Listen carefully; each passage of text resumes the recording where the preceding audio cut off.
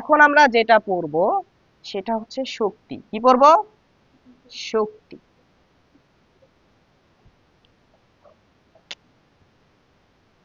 শক্তি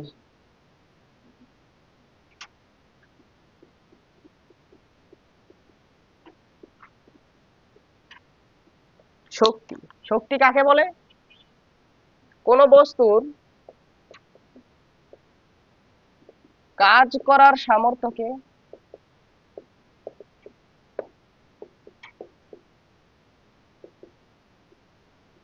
কোন বস্তুর কাজ করার সামর্থ্যকে শক্তি বলে।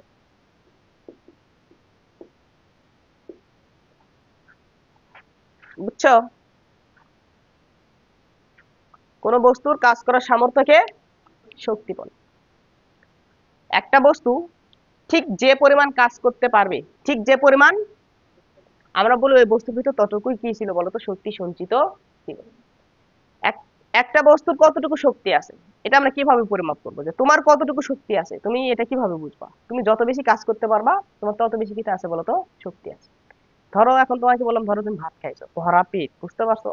তোমাকে বললাম একটা সিমেন্টের বস্তা নিয়ে 2 তলাতে উঠো, ঠিক আছে, শক্তি টক্তি আছে, উঠতে পারবা। ধরো অনেকক্ষণ ধরে কাজ করতেছো, বিকেলে যায় করছি, বাবা আর 2টা বস্তা তুলতো, তখন তো মনে করো আমার উপর মেজাজ খারাপ হয়ে যাবে, ধুর স্যার কি করতেছেন এগুলা, আমার আর শক্তি নাই, আমি আর এই কাজ করতে পারবো না।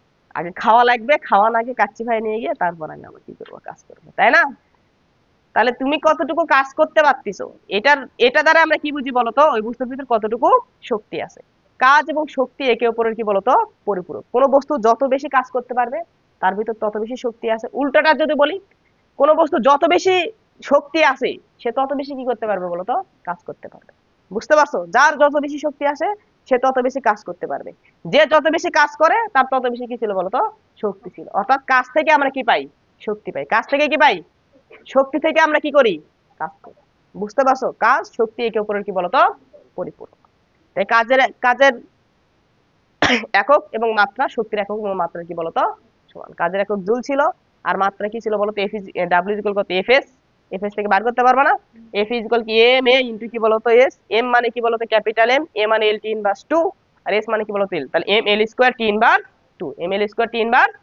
বোঝা গেল কি বললাম? এগুলো তো বাচ্চা ছেলে জিনিসপাতি, এগুলো আশা করি আর দেখানো লাগবে না।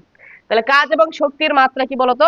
এবং একক একই। কাজ এবং শক্তির মাত্রা এবং একক একই। বুঝতে পারছো? তাহলে শক্তির একক কি? জুল। কাজের একক কি? জুল। শক্তির আগে আরেকটা একক ব্যবহার করা হতো, ওটা ছিল কি বলতো? ক্যালোরি। ওটা কি ছিল? ক্যালোরি। ক্যালোরিকে সংক্ষেপে কি সিএএল দ্বারা প্রকাশ করা হয়। বুঝতে পারছো? তাহলে এখান থেকে আমরা দেখে নেই যে ক্যালোরি এবং জুলের ভিতর সম্পর্ক কি। হ্যাঁ, 1 ক্যালোরি ইকুয়াল 4.2 জুল, তাই না? সবারই জানা আছে, কি সুন্দর করে করছো। তাহলে 1 জুল সমান কত ক্যালোরি হবে? 1/4.2 ক্যালোরি, 0.24 ক্যালোরি। বুঝছো? তাহলে 1 জুল ইজ ইকুয়াল 0.24 ক্যালোরি, আর 1 ক্যালোরি ইজ ইকুয়াল কত? 4.2 জুল। মনে থাকবে? ওকে। তাহলে কাজ ও শক্তির একক ও মাত্রা একই। ঠিক আছে? এখান থেকে আমরা কাজ ও শক্তির মাত্রা ও একক একক। ঠিক আছে? তাহলে কাজের পরিমাণ থেকে কি কি কি কি নির্ণয় করা হয়? শক্তি নির্ণয় করা হয়। কাজের পরিমাণ থেকেই শক্তি নির্ণয় করা হয়। শক্তি নির্ণয় করা হয়। এখন এই যে শক্তি আছে, এর অনেকগুলো কি আছে বলতো? রূপ আছে, হাজার হাজার কি আছে বলতো? রূপ আছে। শক্তিকে আমরা কিভাবে পাই? তাপ শক্তি হিসেবে পাই, যান্ত্রিক শক্তি হিসেবে পাই, আলোক শক্তি হিসেবে পাই, শব্দ শক্তি হিসেবে পাই। শক্তির তো কি নেই বলতো? অভাব নেই। বুঝতে পারছো? তো এরকম অনেক কি আছে বলতো? শক্তি আছে, শক্তির বিভিন্ন রূপ আছে, এই রূপগুলো বাসায় থেকে কি করে নিবো বলতো? দেখে নেবো। আমরা শক্তির একটা বিশেষ রূপ নিয়ে আজকে কি করব বলতো? আলোচনা করব। সেটা হলো যান্ত্রিক শক্তি। কি শক্তি?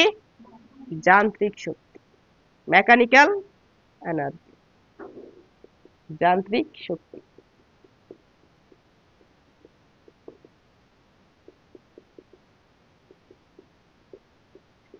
যান্ত্রিক শক্তি কি জিনিস এটা যদি আমরা একটু কি করে বলতো বোঝার চেষ্টা করি। যান্ত্রিক শক্তি কাকে বলে? লেখো কোন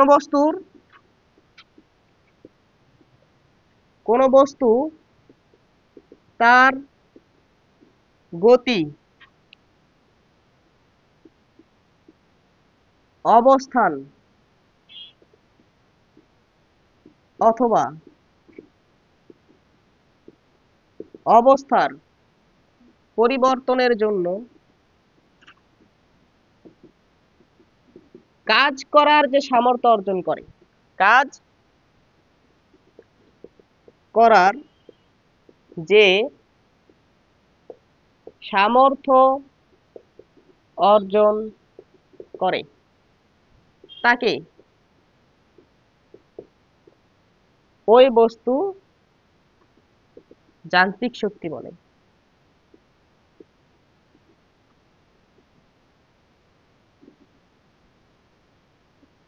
তাহলে কোন একটা বস্তুর মধ্যে কতটুকু মেকানিক্যাল এনার্জি আছে, যান্ত্রিক শক্তি আছে, এটা আমরা কিভাবে বুঝবো?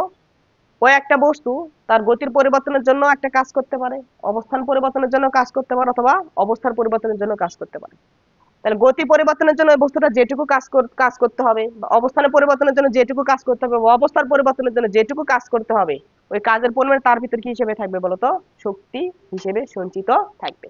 তাই কোন একটা বস্তুর গতি, অবস্থান বা অবস্থার পরিবর্তনের জন্য তার ভিতর কাজ করার যে সামর্থ্য অর্জিত হয় তাকে আমরা কি বলি বলতো? বস্তুটির যান্ত্রিক শক্তি। এখন এটার উপর ভিত্তি করে যান্ত্রিক শক্তিকে দুই ভাগে ভাগ করা হয়েছে। ঠিক আছে, একটা হলো গতি শক্তি আর একটা কি বলতো? বিভব শক্তি। কোন একটা বস্তু তার গতির পরিবর্তনের জন্য কাজ করার যে সামর্থ্য অর্জন করে তাকে বলা হয় গতিশক্তি। কোন একটা বস্তু তার অবস্থান বা অবস্থার পরিবর্তনের জন্য, দেখো অবস্থান আর অবস্থা দুইটা কিন্তু সেম জিনিস না। অবস্থান হলো সে কোথায় আছে, তাকে এখন কোথায় নিয়ে গেছো, ভূমিতে আছে ছাদের উপর তুলছো, অবস্থানে পরিবর্তন করছো। এতে তুমি যতটুকু কাজ করছো এই কাজটা তার ভিতর বিভব শক্তি হিসেবে কি হবে বলতো? সঞ্চিত হবে। কোন একটা স্প্রিং সাম্য অবস্থায় আছে, কি অবস্থায় আছে? সাম্য অবস্থায়।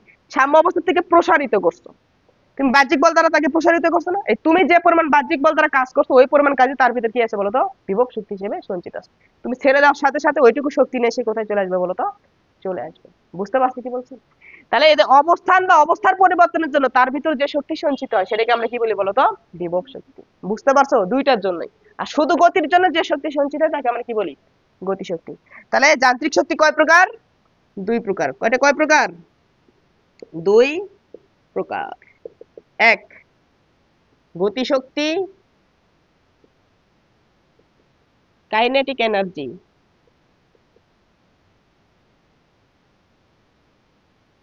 এটাকে প্রকাশ করা হয় কে দ্বারা,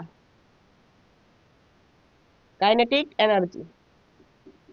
কাইনেটিক এনার্জি কাকে বলবো? কোন বস্তু তার গতির জন্য কাজ করার যে সামর্থ্য অর্জন করে, কাজ করার যে সামর্থ্য অর্জন করে ওইটুকুকে আমরা কি বলবো বলো? তার গতিশক্তি। দুই নাম্বার, বিভব শক্তি, পটেনশিয়াল এনার্জি। একে প্রকাশ করা হয় ইপি দ্বারা। তাহলে কোন বস্তু তার অবস্থান বা অবস্থার পরিবর্তনের জন্য কাজ করার যে সামর্থ্য অর্জন করে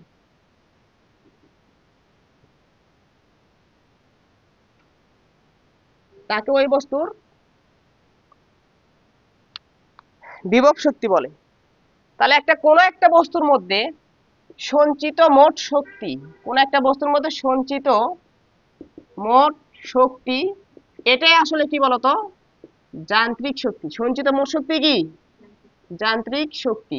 আর যান্ত্রিক শক্তি সমান কি বলতো? গতিশক্তি প্লাস বিভব শক্তি। গতির জন্য একটা শক্তি সঞ্চিত হবে, অবস্থান বা গতি অবস্থার পরিবর্তনের আরেকটা শক্তি সঞ্চিত হবে, দুইটা মিলে একটা বস্তুর ভিতর মোট কি থাকবে বলতো? যান্ত্রিক শক্তি থাকবে। অর্থাৎ কোন একটা বস্তুর যে টোটাল এনার্জি ইজ ইকুয়াল গতিশক্তি ই কে প্লাস বিভব শক্তি কি বলতো? ইপি। এটা হলো মোট যান্ত্রিক শক্তি। চলো, বোঝা গেল কি 9-10 এর আলোচনা, ছোটবেলায় এগুলো আমরা পড়ে আসছি।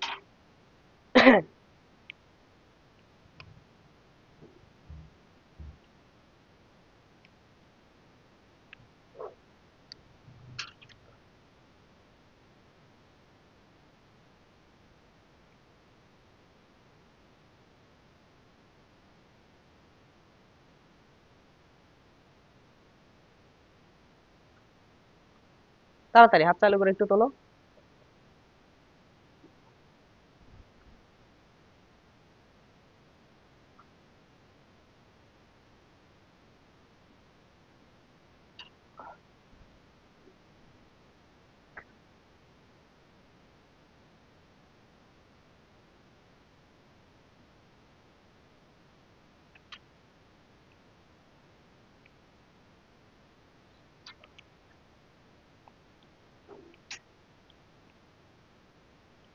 হয়েছে? তোলা হয়েছে? এখন দেখো,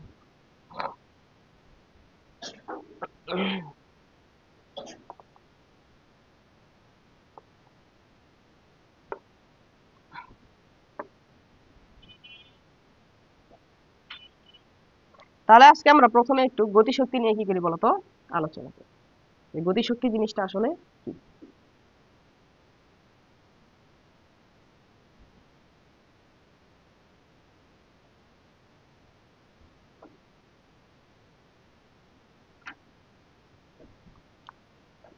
তাহলে গতিশক্তির তো সংজ্ঞা আমরা দেখলাম যে গতির কারণে তার ভিতরে একটা কি হবে বলতো শক্তি সঞ্চিত হবে। এখন এই গতিশক্তির আমরা হিসাব কিভাবে করব? গতিশক্তির আমরা রাশিমালা নির্ণয় করবো, বুঝছো? দুইটা প্রসেসে করবো, একটা ইন্টিগ্রেশনের সাহায্যে আর একটা সাধারণ নির্ণয়। তাহলে ধরো এখানে একটা বস্তু আছে, এই বস্তুটার ভর হলো এম। এম ভরের একটা বস্তুকে বাইরে থেকে তুমি এফ বল প্রয়োগ করছো। কতটুকু বল প্রয়োগ করছো? এফ বল। তাহলে বস্তুকে ধাক্কাতে ধাক্কাতে ধাক্কাতে ধাক্কাতে এখান থেকে শুরু করে কোথায় নিয়ে আসছে বলতো এখানে নিয়ে আসছে। বুঝতে পারছো? তাহলে এফ বস্তুটা এখানে তার স্থির অবস্থায় ছিল, স্থির অবস্থা থেকে যখন তুমি এস পরিমাণ কি করছো বলতো সরণ ঘটাইছো। সরণ ঘটানোর পর বস্তুটা এখান থেকে এখানে গেছে, এখানে যাওয়ার পর তার বেগটা কত হয়েছে বলতো ভি। ঠিক আছে? তাহলে বস্তুটার গতি কত গতিশক্তি প্রাপ্ত হলো, এই গতিশক্তিটা আমরা কি করবো বলতো বের করবো। ওকে, তাহলে যখন তুমি বস্তুটাকে এই যে স্থির অবস্থা থেকে গতিশীল করছো, তার মানে বস্তুটা একটা কি করছে ত্বরণ করছে। বস্তুটা একটা কি করছে ত্বরণ করছে। বুঝতে পারছো? বস্তুটা একটা ত্বরণ করছে, এ ত্বরণ করছে। তাহলে এখান থেকে যদি আমরা টোটাল কৃত কাজ বার করতে চাই, তাহলে বলটা কোন দিকে প্রয়োগ করতেছি? এইদিকে। সরণ কোন দিকে হচ্ছে? এইদিকে হচ্ছে না? তাহলে আমরা যদি কাজ বার করতে চাই, ডাব্লিউ যুগে আমরা কি লিখবো? এফ এস কস 0 ডিগ্রি। মানে কি লিখবো বলতো এফ এস। এম ভর একটা বস্তুর উপর এফ বল ক্রিয়ায় বস্তুটি এ ত্বরণ প্রাপ্ত হয়েছে, তার মানে এফ ইজ ইকুয়াল আমরা কি লিখবো? M A. এটা কি বলতো আমাদের কৃত কাজ। ডাব্লিউ ইজ ইকুয়াল কি এম এ এস। এখন দেখো এটা কত ত্বরণ প্রাপ্ত হয়েছে, এটা যদি আমরা কি করতে চাই বলতো বের করতে চাই, তাহলে আমাদের শেষ বেগ ভি স্কোয়ার, আদি বেগ ইউ স্কোয়ার প্লাস কি বলতো 2s লেখা যায়। তাহলে এখানে আমাদের আদি বেগ কত ছিল? 0। তাহলে ভি স্কোয়ার ইকুয়াল কত লেখা যায়? 2as। তার মানে এখান থেকে as ইকুয়াল কি লিখতে পারবো বলতো হাফ ভি স্কোয়ার লেখা যায়। তাহলে W is equal M as এর জায়গায় লেখো কত বলতো half V square, half V square. তাহলে এখান থেকে ডাব্লিউ সমান আমরা কি লিখতে পারবো বলতো হাফ এম ভি স্কোয়ার। এই তো তুমি এখান থেকে এইটুকু সরে নিয়ে যেতে, বস্তুটার উপর যে পরিমাণ কাজ করলে কাজটা তার ভিতর কি হিসেবে সঞ্চিত হয়েছে? গতি শক্তি হিসেবে। গতির পরিবর্তন করতেছো না? গতির পরিবর্তনের ভিতরে যে তার যে কাজ করার যে সামর্থ্য অর্জিত হবে তাকে আমরা কি বলবো? গতিশক্তি। কোন একটা বস্তুর গতির পরিবর্তনের জন্য তার ভিতর কাজ করার যে সামর্থ্য অর্জিত হবে, যে পরিমাণ সে কাজ করতে পারবে বা গতিশীল করার জন্য যে পরিমাণ কাজ তুমি করবা, ওই কাজটাই তার কি হবে বলতো গতিশক্তি হিসেবে সঞ্চিত হবে। তাহলে কৃত কাজটাই কি হবে বলতো গতিশক্তির সমান হবে। তাহলে কৃত কাজ ইকুয়াল গতিশক্তি। গতিশক্তি। তাহলে এখান থেকে আমরা গতিশক্তিকে যদি ইকে দ্বারা প্রকাশ করি, ইকে ইজ ইকুয়াল আমরা কত পেলাম বলতো হাফ এম ভি স্কোয়ার। এই যে গতিশক্তির রাশিমালা পাই গেছো, বুঝছো? E K equal half M V square. এটা তো আমরা দেখলাম। এখন দেখো আমরা যদি এটাকে ইন্টিগ্রেশনের সাহায্যে দেখি, তাহলে আমরা আসলে কি করবো বলতো কি দেখবো। তাহলে এখানে ছিল আমাদের বস্তুটা, বস্তুটাকে এফ বল প্রয়োগ করে আমরা এখান থেকে এখানে নিয়ে গেলাম। এটা হলো আমাদের এফ বল, বাইরে থেকে এফ বল প্রয়োগ করতেছি, ঠিক আছে। তাহলে আদি অবস্থায় তার বেগ ছিল কত বলতো, 0। তার শেষ বেগটাকে আমরা কি ধরলাম বলতো, ভি ধরলাম। বস্তুটাকে তো আমরা ধাক্কাতে এদিকে বড় নিয়ে যাচ্ছি। গতিপথের কোন একটা বিন্দুতে বস্তুটা এখানে ছিল, এ কিছুক্ষণ পর কোথায় গেছে বলতো, এখানে গেছে। আমরা ক্ষুদ্র একটা কি ঘটালাম বলতো, সরণ ঘটালাম, ডিএক্স সরণ ঘটাইছি। বুঝতে পারছো? তাহলে এফ বলের ক্রিয়ায় বস্তুটার কি আছে বলতো, ডিএক্স সরণ করতে। ডিএক্স সরণ ঘটার জন্য আমাদের যে কৃত কাজ, ওইটুকু কৃত কাজকে আমরা কি বলবো বলতো, ডিডব্লিউ। ডিডব্লিউ যেগুলো আমরা কি লিখবো বলতো, এফ ইন্টু ডিএক্স। ডিডব্লিউ করে কি লিখবো, এফ ইন্টু ডিএক্স। ক্ষুদ্র কাজ করছি আমরা, তাই না? ক্ষুদ্র কাজ করতে কৃত কাজ। তাহলে এখন আমরা তো টোটাল সরণ ঘটানোর জন্য কি করবো বলতো, কাজের হিসাব করবো। তাহলে টোটাল সরণ ঘটানোর জন্য যদি আমরা কাজের হিসাব করতে চাই, তাহলে আমাদের আসলে এখান থেকে এই পর্যন্ত কি করতে হবে বলতো, ক্ষুদ্র ক্ষুদ্র সরণে সবগুলোকে কি করতে হবে, ইন্টিগ্রেশন করতে হবে। হ্যাঁ, ইন্টিগ্রেশন করে বার করে দেখাও তো দেখি কিভাবে করবা। এটা তো অনেকবার এইগুলো প্রমাণ তোমাদেরকে শিখাইছি আমি। তো সামেশন অফ কি করবা, D W is equal summation of F into কত বলতো, ডিএক্স। এফ ইন্টু কত আসে, ডিএক্স আসে, তাই না? এটুকু তো কোনো সমস্যা আছে? হুম। তারপর এখন কি করবা, তাহলে আমাদের টোটাল কৃত কাজ কত আসলো বলতো, 0 থেকে কত আসলো বলতো, ডাব্লু পর্যন্ত। 0 থেকে কত আসছে, ডাব্লু পর্যন্ত। আর আমাদের যে সরণ যেটা হয়েছিল, সরণ আমাদের এখানে কত ছিল, যে আদি সরণটা 0, এক্স ইনিশিয়াল সরণ। আর এস ফাইনাল সরণটা কতটুকু হয়েছে বলতো, এস পরিমাণ হয়েছে। কোনো সমস্যা আছে? আচ্ছা, তাহলে টোটাল কৃত কাজ কত আসবে, ডাব্লু। তাহলে এখান থেকে আমরা যদি সরণের লিমিট বসাই, তাহলে 0 থেকে কত পর্যন্ত ছিল আমাদের বলতো, এস পর্যন্ত ছিল। এখন তুমি এখন একটু একটু এদিকে কি করে বলতো, মনোযোগ দাও। এখানে আমরা দেখতে পাচ্ছি এক্স এর সাপেক্ষে এখানে কি করতে হবে বলতো, ইন্টিগ্রেশন করতে হবে। কিন্তু এখানে আমাদের কি আছে বলতো, বল এক্স নাই, তাই না? এখন তো আমরা ঝামেলায় পড়ে গেলাম। তাহলে ঝামেলাটা আমরা একটু কি করবো বলতো, মিটিয়ে নিব। তাহলে এফ বলের কি বস্তুটার একটা কি হয়েছে বলতো, বেগের পরিবর্তন হয়েছে। তার মানে একটা কি হয়েছে, ত্বরণ প্রাপ্ত হয়েছে। এফ ইজিক্যাল তুমি কি লিখতে পারবা, এম এ লেখা যায় কিনা রে? তাহলে এখানে যেহেতু ক্ষুদ্র পরিবর্তন হয়েছে, যে ক্ষুদ্র পরিবর্তনে যে আমাদের যে ত্বরণ যেটুকু পরিবর্তন হয়েছে, ত্বরণের পরিবর্তন কত হবে, ডিভি ডিভাইডেড বাই ডিটি। লেখা যায় কিনা রে? হ্যাঁ, লেখা যায়। আচ্ছা, তাহলে এম ডিভি ডিভাইডেড বাই কত বলতো, ডিটি। এটা আমরা কি করতে পারছি বলতো, লিখতে পারতেছি।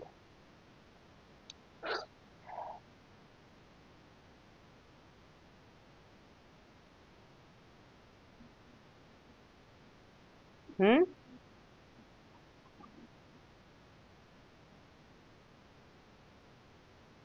M D V divided by D T. এটা আমাদের কি আসলে বলতো, এফ চলে আসে। এফ ইজ ইকুয়াল কি M D V divided by DT.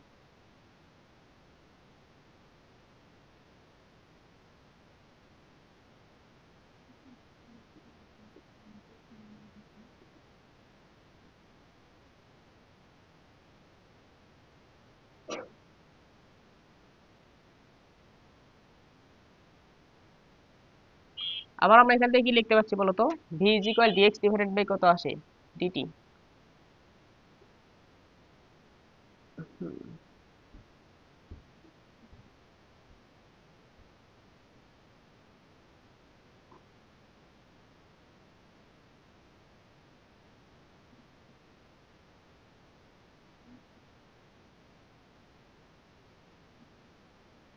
তাহলে এখান থেকে ডিএক্স নিয়ে আসতে হবে, তাই না?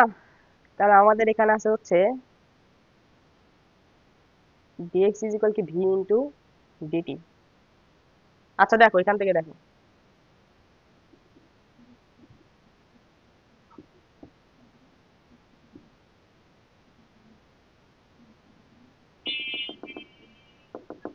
এখানে ডিএক্স আছে, কোনোভাবে কি আমরা এখানে ডিএক্স নিয়ে আসতে পারতেছি?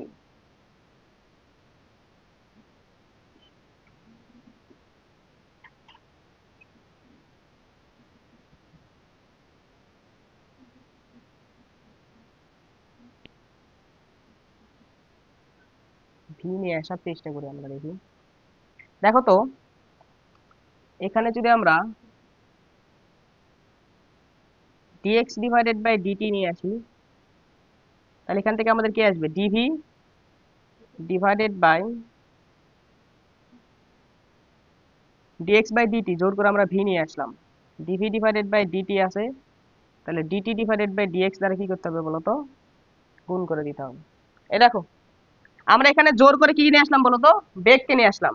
কারণ আমরা হচ্ছে দেখো এখানে আমরা যে কোনো ভাবে হোক এই যে ডিএক্স যেটা আছে ডিএক্স দ্বারা আমরা কি করবো বলতো এখানে মানগুলোকে নিয়ে আসার চেষ্টা করবো, ডিভি ডিভি আকারে কি করবো বলতো মানগুলোকে নিয়ে আসার চেষ্টা করবো। তাহলে এখন তুমি খেয়াল করে দেখো এই জন্য আমরা ডিএক্স ডিভাইডেড বাই কি নিচ্ছি বলতো ডিটি নিচ্ছি। তাহলে এই যে ডিএক্স বাই ডিটি নিচ্ছি এটা তো আমরা জোর করে নিয়ে আসি, তাহলে এটাকে কেটে দিতে হবে না? তাহলে এখানে কি নিলাম ডিটি ডিভাইডেড বাই কত বলতো ডিএক্স, ডিটি বাই কত নিয়ে আসলাম ডিএক্স। তাহলে বলো এই যে ডিএক্স বাই ডিটি মানে আমরা কি লিখতে পারবো বেগ, তাহলে এখান থেকে কি লিখবো বলতো ভি লিখবো। আর এখান থেকে দেখ এটার পরিবর্তে ভি লিখলাম, এটার এটা কেটে যাবে না? এটার এটা যদি কেটে যায় তাহলে কত থাকে ডিভি ডিভাইডেড বাই কত বলতো ডিএক্স। তাহলে এটা আমাদের কি আসলো বলতো এফ চলে আসলো। তাহলে এফ সমান আমরা কি লিখতে পাচ্ছি M dv dv divided M V dv divided by কত বলতো ডিএক্স। এই এফ এর মানটা আমরা কি করবো বলতো এখানে বসাবো। তাহলে এফ এর মান সমান কত আসে M V dv divided by কত বলতো ডিএক্স ইনটু ডিএক্স তো আগে থেকেই আছে সামেশন, তাই না? এখন আমরা লিমিটটা কার সাপেক্ষে বসাবো দেখো এখানে আমরা দেখতে পাচ্ছি যে ডিএক্স আর ডিএক্সটা কি হবে বলতো কেটে যাবে, তাহলে ইন্টিগ্রেশনটা কার সাপেক্ষে হবে বেগের সাপেক্ষে হবে না?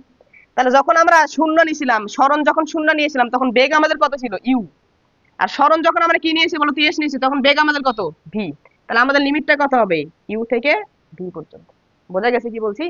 তাহলে এখান থেকে দেখো তো কৃতকাজ ডাব্লিউ সমান কত চলে আসে ডাব্লিউ ইজ ইকুয়াল এমটা তো কনস্ট্যান্ট এমটা তো বাইরে চলে আসবে এর কোনো কি হয় না বলতো এ হয় না, তাহলে এখানে কি আসতেছে ভি ইউ থেকে ভি পর্যন্ত। তাহলে এখান থেকে আসলো এটা কেটে গেল এম বাইরে চলে আসলে এখানে আসে কত বলতো ডিভি। তাহলে এখান থেকে দেখো আমাদের কৃতকাজ ডাব্লিউ সমান কত চলে আসছে এম ইনটু ভি কে যদি আমরা ইন্টিগ্রেশন করি V square divided by 2 U থেকে কত আসলো বলতো ভি আসলো।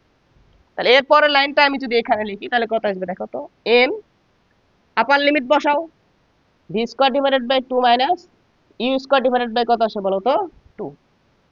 তাহলে W is equal half common নাও এম থাক ভি স্কয়ার মাইনাস কত আসে বলতো ইউ স্কয়ার।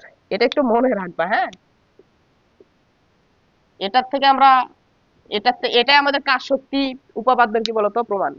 কোন বস্তুর উপর বাহ্যিক বল দ্বারা কৃত কাজ বস্তুর গতিশক্তির পরিবর্তনের কি বলতো সমান, এটা আমরা আবার দেখবো পরে কাজ শক্তি উপপাদ্যতে। এখন দেখো আমাদের আদি বেগ কত ছিল ইউ কত ছিল শূন্য না, আদি অবস্থায় বেগের মান কত শূন্য। তাহলে এখান থেকে আমরা কি লিখতে পারতেছি হাফ এম ভি স্কয়ার, এটাই কি বলতো আমাদের গতিশক্তির ইকুয়েশন। ক্লিয়ার বোঝা গেল? কোনো সমস্যা আছে? তাহলে ডাব্লিউ ইকুয়াল কত আসলো হাফ এম ভি স্কয়ার, এটা আমাদের কি গতি শক্তি। এটা বল প্রয়োগ করছো বল প্রয়োগ করে বস্তুর গতির পরিবর্তন হয়েছে, গতির পরিবর্তনের জন্য যেটুকু কাজ করলা ওই কাজটা তার ভিতর কি হবে বিভব শক্তি হিসেবে সঞ্চিত, সরি বিভব শক্তি বলতেছি গতি শক্তি হিসেবে কি হবে বলতো সঞ্চিত হবে। তাহলে এটাই আমাদের গতি শক্তির ইকুয়েশন।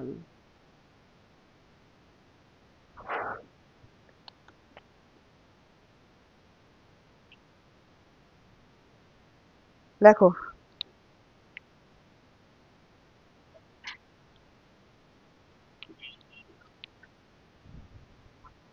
তাহলে গতিশক্তির আমরা রাশিমালা দেখলাম E K is equal half M V square, এই কৃত কাজটাই কিন্তু গতিশক্তি। হ্যাঁ এদের ডাব্লিউ জায়গায় আমরা ই কে লিখতে পারবো কাইনেটিক এনার্জি। এখন আমরা আরেকটা সম্পর্ক দেখি, দেখো গতিশক্তি ও ভরবেগের মধ্যে সম্পর্ক, গতিশক্তি ও ভরবেগের মধ্যে সম্পর্ক।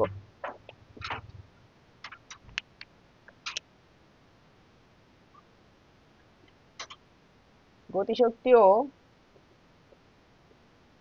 ভরবেগের মধ্যে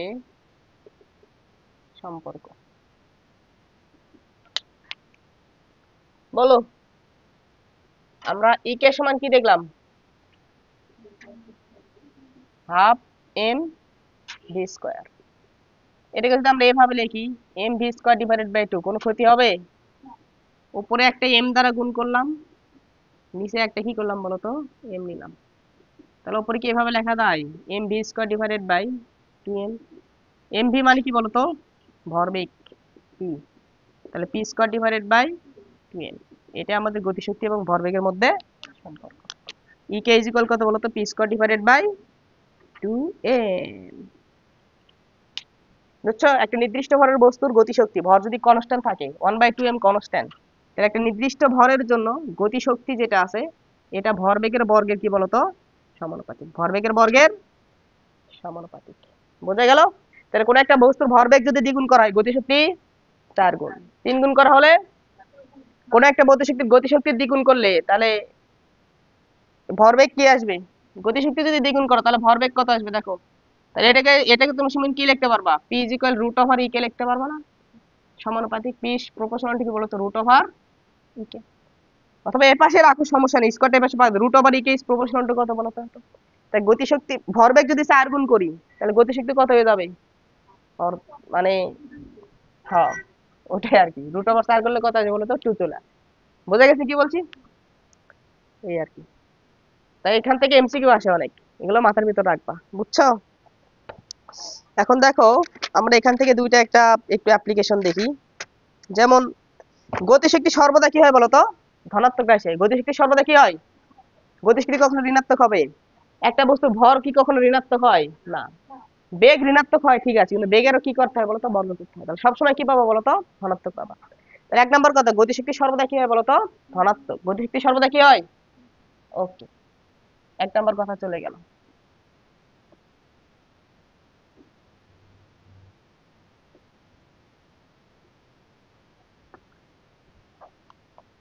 তাহলে 1 নম্বর,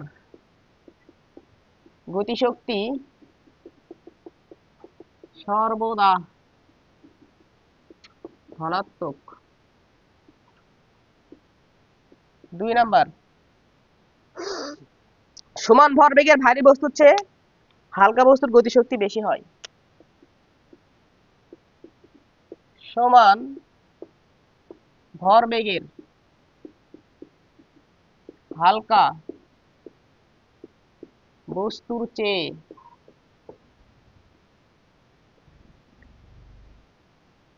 ভারী বস্তুর গতিশক্তি বেশি হয়। ধরো এখানে একটা হালকা বস্তু আছে, হালকা বস্তুর ভর আমরা ধরলাম স্মল এম। এখানে একটা হালকা বস্তু আছে, হালকা বস্তুর ভরটাকে আমরা ধরলাম স্মল এম। এখানে একটা ভারী বস্তু আছে, এই ভারী বস্তুর বেগটাকে আমরা কি ধরলাম বলতো? Capital M. তা এই স্মল বস্তুর বেগটাকে আমরা ধরলাম স্মল ভি, ক্যাপিটাল বস্তুর বেগটাকে আমরা কি ধরলাম বলতো? ক্যাপিটাল। স্মল স্মল ভি আর ডি কি বলতো? ক্যাপিটাল। কি বলছে বলো? সমান ভরবেগের মানে দুইটা বস্তুর কি হবে বলতো? ভরবেগ সমান হবে। হালকা বস্তু এবং ভারী বস্তু দুটোর ভরবেগ কি হবে? তাহলে দুটার ভরবেগ যদি সমান হয় তাহলে হালকা বস্তুর চেয়ে ভারী বস্তুর কি হবে বলতো? সরি, ভারী বস্তুর চেয়ে, হ্যাঁ, হালকা বস্তুর চেয়ে ভারী বস্তুর গতিশক্তি কি হয় বলতো? বেশি হয়। ভারী বস্তুর চেয়ে হালকা বস্তুর গতিশক্তি বেশি। ভুল লিখছি, বুঝছো? সমান ভরবেগের ভারী বস্তুর চেয়ে হালকা বস্তুর গতিশক্তি কি বলতো? বেশি। ভারী বস্তুর চেয়ে হালকা বস্তুর, এটা কি দেখলাম আমি? এটা তো বোঝাই যাচ্ছে হালকা বস্তুর গতিশক্তি কি হয় বলতো? বেশি হয়। যাই হোক, দেখো আমরা যদি একটু ইকুয়েশনের সাহায্যে দেখতে চাই, তাহলে দেখো হালকা বস্তুর গতিশক্তি ডিভাইডেড বাই আমরা কি লিখবো? ভারী বস্তুর গতি শক্তি। এখন বলো গতিশক্তি মানে কি? P square divided by 2m। তাহলে হালকা বস্তুরও যা ভরবেগ এবং ভারী বস্তুর ভরবেগ দুইটাই কিন্তু কি বলতো? সমান। এটাও পি, এটাও কি বলতো? পি। এটা কিন্তু দুইটাই ছোট হাতের পি, বুঝছো? দুইটাই। তাহলে পি স্কয়ার ডিভাইডেড বাই কি হবে? 2 স্মল এম। আর নিচে কি হবে? P square divided by 2 capital M. দুইটারই ভরবেগ সমান, তাহলে দুই জায়গাতে আমরা কি লিখছি? একই পি লিখছি, কিন্তু ভর কিন্তু কি বলতো? আলাদা আলাদা। তাহলে এদের 2 2 কেটে যাবে, পি স্কয়ার কি হবে বলতো? কেটে যাবে। তাহলে থাকবে কত? উপরে চলে যাবে ক্যাপিটাল এম, নিচে চলে আসবে কি বলতো? Small M. বুঝছো? তাহলে হালকা বস্তুর যে গতিশক্তি সেটাকে আমরা ধরলাম ধরো E K small M divided by E K capital M ভারী বস্তু সমান কত আসলো? M divided by small M. এখন বলো এম বড় নাকি স্মল এম বড়? ক্যাপিটাল এম বড় নাকি স্মল এম বড়? ক্যাপিটাল এম বড়। এটা ভারী বস্তু না, এটা হালকা বস্তু, এটা কি ভারী বস্তু। তাহলে এটা কি হবে বলতো? আমাদের ভারী, এটা বড় হবে। বড় ভাগ ছোট করে তুমি কি পাবা? একটা পূর্ণ সংখ্যা পাবা, তাই না? তার মানে এখান থেকে তুমি কি দেখতে পাচ্ছ? E K small M equal M divided by small M into কি বলতো? E K capital M. অর্থাৎ ভারী বস্তুর গতিশক্তি M divided by small M গুণ কি বলতো? হালকা বস্তুর গতিশক্তি। এবং এটা কি বলতো? একটা ধনাত্মক মানে একের থেকে কি বলতো বড় সংখ্যা। এটা যদি বড় হয় তাহলে এটা অবশ্যই কি হবে, এর থেকে কি আসবে বলতো বড় আসবে। এর সাথে বড় সংখ্যা গুণ করতে তাহলে বড় হয়ে যাবে না? তাহলে অবশ্যই হালকা বস্তুর গতিশক্তিটা কি আসলো, ভারী বস্তুর গতিশক্তির থেকে কি আসলো, বেশি আসলো। তাহলে দুইটা বস্তু, হালকা বস্তু এবং ভারী বস্তু যদি ভরবেগ সমান হয়, তাহলে হালকা বস্তুর গতিশক্তি কি হবে, বেশি হবে। বুঝছো? তাহলে দুইটি সমান ভরবেগের, সমান ভরবেগের ভারী বস্তু অপেক্ষা হালকা বস্তুর গতিশক্তি বেশি হয়। ঠিক আছে, মনে থাকবে। 2 নাম্বার। 3 নাম্বার আমরা একটা দেখি, সমান গতিশক্তি হালকা বস্তুর চেয়ে ভারী বস্তুর ভরবেগ বেশি। ঠিক আছে, সমান গতিশক্তির হালকা বস্তুর চেয়ে ভারী বস্তুর ভরবেগ বেশি। 3 নাম্বার, এটা একটু দেখি আমরা।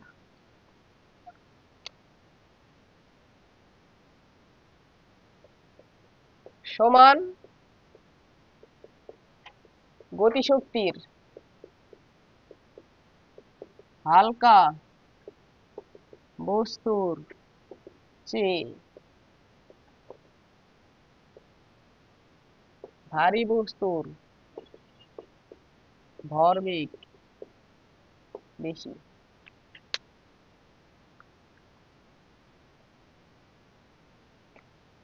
তাহলে আমরা এটা হালকা বস্তু নিলাম, আর এটা নিলাম ভারী বস্তু, বেগটাকে ধরলাম ক্যাপিটাল ভি। তাহলে এখানে কি বলছে, দুইটা বস্তুর কি সমান, গতিশক্তি কি বলতো সমান। তার মানে আমরা এভাবে বলতে পারি, হালকা বস্তুর গতিশক্তি ইকুয়াল ভারী বস্তুর গতি শক্তি। কি বলা যায় রে, তার হালকা বস্তুর গতি শক্তি সমান আমরা কি লিখতে পারবো, নিচে কি লিখতে পারবো, হালকা বস্তুর ভরবেগ, মানে ভরবেগের উপর স্কয়ার ডিভাইডেড বাই 2 × n। ভারী বস্তুর ভরবেগ এটাকে আমরা ক্যাপিটাল পি দ্বারা প্রকাশ করলাম, তাহলে capital P square divided by 2 × কি আসবে বলতো, ক্যাপিটাল এন। বোঝা গেল এটা কি বললাম, 2 কে কেটে দাও। তাহলে এখান থেকে দেখো তো ভাইয়া, capital P square divided by small P square সমান কি লেখা যায়, capital M divided by small M. এটাকে এই পাশে দিয়ে দাও। তাহলে এখান থেকে দেখো তো, capital P divided by small P equal root over capital M divided by কি বলতো স্মল এম। বলো, এখান থেকে আমরা কি দেখতে পাচ্ছি, capital M is greater than কি বলতো স্মল এম। ক্যাপিটাল এম যদি স্মল এম থেকে বেশি হয়, তাই না, যদি বেশি হয় তাহলে এখানে কি আসবে, 1 আসবে। রুট ওভার 1 এর থেকে বড় যে কোনো সংখ্যার তুমি একটা কি করো বলতো, এখান থেকে কি আসবে, এখান থেকে আমাদের capital P is greater than কি চলে আসবে বলতো, স্মল পি। বুঝলেন? তাহলে সমান গতিশক্তি হালকা বস্তুর চেয়ে ভারী বস্তুর ভরবেগটা কি আসবে বলতো, বেশি আসবে। বুঝছো? হুম, দুইটা একটু মাথার ভিতর রাখিও। এখন দেখো এই যে 2 নাম্বার যেটা আছে, সমান ভরবেগের ভারী বস্তুর চেয়ে হালকা বস্তুর গতিশক্তি বেশি, এরকম একটা এক্সাম্পল তোমরা কি করছো বলতো, অহরহ দেখছো। বন্দুক আর একটা কি বলতো, গুলি। বন্দুক আর কি, গুলি। বন্দুক আর গুলির এক্সাম্পলটা যদি আমরা দেখি, তাহলে দেখো আমাদের একটা কি থাকে বলতো, বন্দুক থাকে। এরকম একটা কি আছে বলতো, বন্দুক আছে।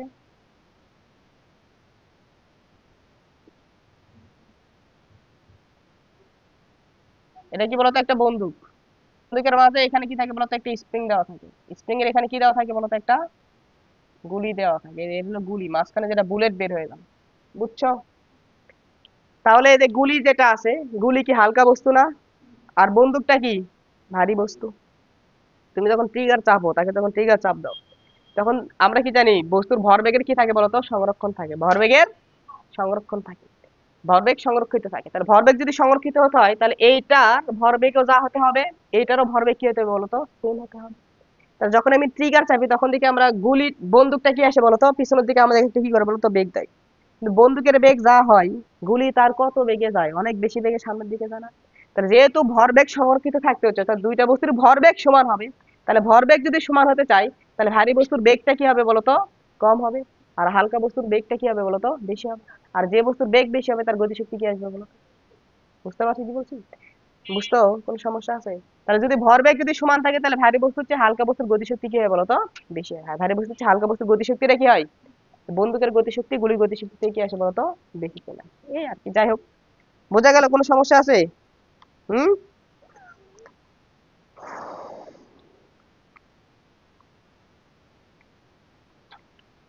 কোনো সমস্যা আছে? তাহলে মনে প্রশ্ন হতে পারে যে ভাইয়া বন্দুকের তো ভর বেশি, বেগ কম, ঠিক আছে, ভর বেশি না, তাহলে তো গতিশক্তি বেশি হওয়ার কথা। গতিশক্তি হাফ এম ভি স্কয়ার না, ভরের উপর ডিপেন্ড করে, বেগের উপর ডিপেন্ড করে। কিন্তু এর ভর থেকে এর ভর যত গুণ বেশি, বেগটা তার থেকে কয়েক গুণ বেশি আসে। বুঝতে পারছো? বেগটা তার থেকে আসে কয়েক গুণ বেশি আসে। এখন বেগ যদি বেশি হয়, তাহলে সুবিধা কি? বেগের কিন্তু বর্গের সমানুপাতিক, আর ভরের কিন্তু শুধু সমানুপাতিক। তাহলে ভর বেশির জন্য যে হারে নাম কি হবে বলতো? গতিশক্তি বৃদ্ধি পাবে। বেগ বেশি কিন্তু তার বর্গের সমানুপাতিক হারে কি হবে বলতো? গতিশক্তি বৃদ্ধি পাবে। বোঝা গেল কি বললাম? তাহলে ভর বেশি হলে গতিশক্তি বেশি হওয়ার কথা, ঠিক আছে, কিন্তু এর তো ওই যে বন্দুক অপেক্ষা তো গুলিটা কি হয়, অনেক বেশি বেগ প্রাপ্ত হয়। তাহলে ভর বেশি হলে সমানুপাতিক হারে কি হয় বলতো? গতিশক্তি বাড়ে। কিন্তু বেগ বেশি হলে কি হয়? বর্গের সমানুপাতিক হারে কি হয় বলতো? গতিশক্তি বৃদ্ধি পায়। আবার বন্দুকের ভর অপেক্ষা গুলির ভর অপেক্ষা বন্দুকের ভর যত গুণ বেশি, বেগ বন্দুকের অপেক্ষা গুলির বেগ তার থেকে কয়েক গুণ কি হয় বলতো? বেশি হয়। ঠিক আছে, ভর যে কয়েক গুণ বেশি হয়, বেগটা তার থেকে কি হয় বলতো? কয়েক গুণ বেশি বেশি হয়।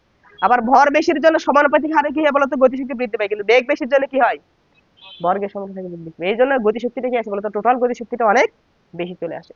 তাহলে সমান ভর বেগের দুইটি বস্তুর, হালকা বস্তুর গতিশক্তি কি হয় বলতো? ভারী বস্তুর গতিশক্তি থেকে বেশি চলে আসে। কোনো সমস্যা আছে? সামনের দিনে আমরা এই রিলেটেড গতিশক্তি এবং গতিশক্তি ও ভরবেগের ভিতরে সম্পর্ক, এই রিলেটেড আমরা 6-7টা ম্যাথ সলভ করব। সলভ করে আমরা বিভব শক্তিতে চলে যাব। বুঝছো? আজকে ম্যাথগুলো করাতে চাইলাম, তা সময় আর নাই।